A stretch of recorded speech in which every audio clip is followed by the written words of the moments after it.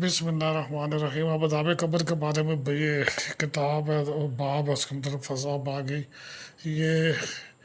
اچھا، اب یہاں پر ہم ایک بات کرتے ہیں کہ عذاب قبر جو ہے نا یہ قرآن و حدیث سے ثابت ہے.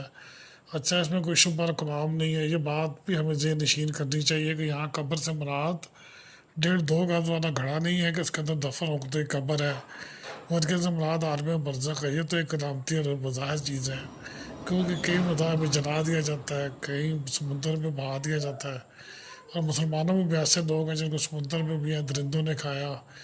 تو جو برزخ کیا ہے، یہ آخرت اور دنیا کے درمیان ایک عالم ہے. یہ عالم ہر جگہ ہو سکتا ہے. جیسے بعض لوگ ڈوب جاتے ہیں، جلا دیے جاتے ہیں، اللہ تعالیٰ چاہتا ہے تو ان پر بھی عذاب مسلط کیا جاتا ہے. یہ نہیں ہے کہ جن لوگوں کو زمین میں دفن کیا جاتا صرف ان پر ہی عذاب ہوتا ہے.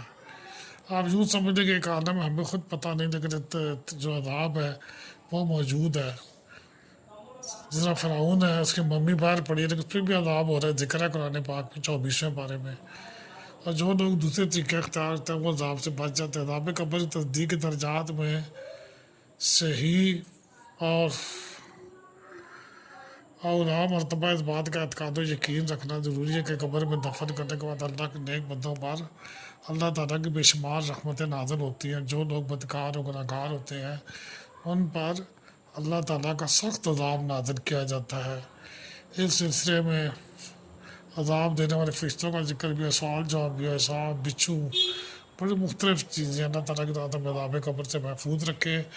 اللہ تعالیٰ ہمیں عذاب قبر سے ان کے ہماری سانس جب نکلے ہمیں کلمہ نصیب ہو، کلمہ لا الہ الا اللہ، کیونکہ فرمایا من کانا آخر کلامی لا الہ الا اللہ.